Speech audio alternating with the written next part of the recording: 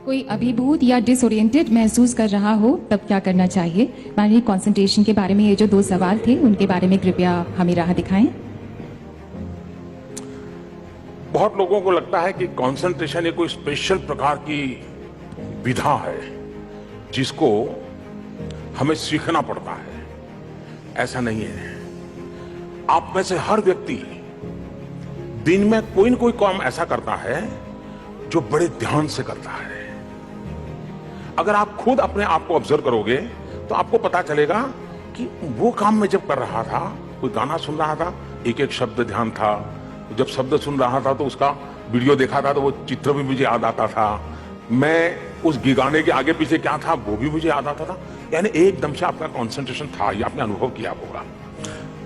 आपका कोई दोस्त के साथ आप फोन पे बात कर रहे हैं और उस समय आपका प्रिय गाना चल रहा है, लेकिन आपका दोस्त आपका बहुत अच्छा दोस्त है, फोन पे आ गया, वो गाना की आवाज चल रही है, अब तक आप गाना में उलझे थे, लेकिन एकदम से शिफ्ट होकर के उस आपके दोस्त के साथ फोन में इतने उलझ जाते हैं कि कौन सा गाना आया, कौन सा गया, क्या चल रहा है कुछ पता नहीं, मां खाने के लिए चिल्ला रही, सुन नहीं रहे हो, आप लगे हुए हो।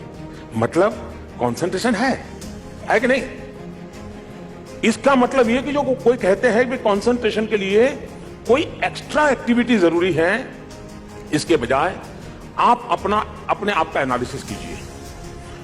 वो कौन सी बातें हैं जिसमें आप ध्यान केंद्रित कर रहे हैं, ध्यान से कर रहे हैं, मन से कर रहे हैं, पूरी तरह उसमें लग जाते हैं, और वो उसके डिटेल में जाके ऐसा क्यों करते हैं आप?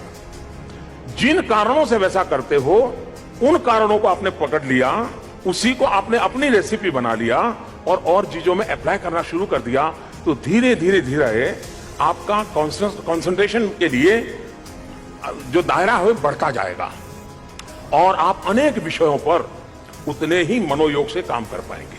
और एक तो खुद को जांचना परखना, और ये बिल्कुल मन में से मत निकाल दीजिए कि कोई आपको कह देता है। आप जो कहते हैं कि भाई मुझे याद नहीं रहता है, बहुत लोग कहते हैं याद नहीं रहता है, लेकिन किसी ने आपको बुरा कह दिया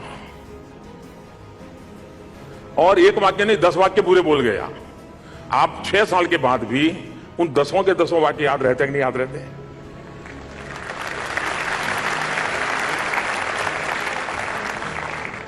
इसका मतलब आपकी मेमोरी पावर में कोई प्रॉब्लम नहीं है, लेकिन वो चीज थी जो आपको छू गई, आप उसको भूल नहीं पा रहे हैं, आपको याद रह गया।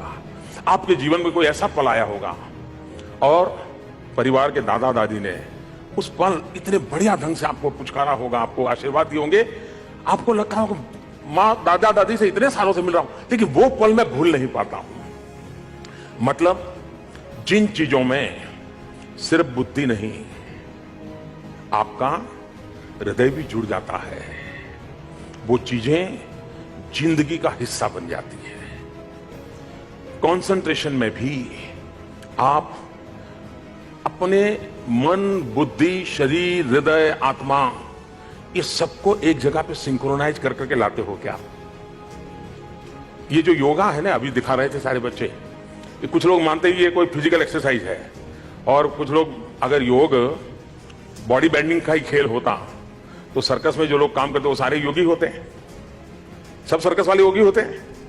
तो ये बॉडी बेंडिंग का काम नहीं है, ये योग का मूलतः काम शरीर, मन, बुद्धि, आत्मा, इनको एक सिंक्रोनाइज वे में काम करने के लिए है।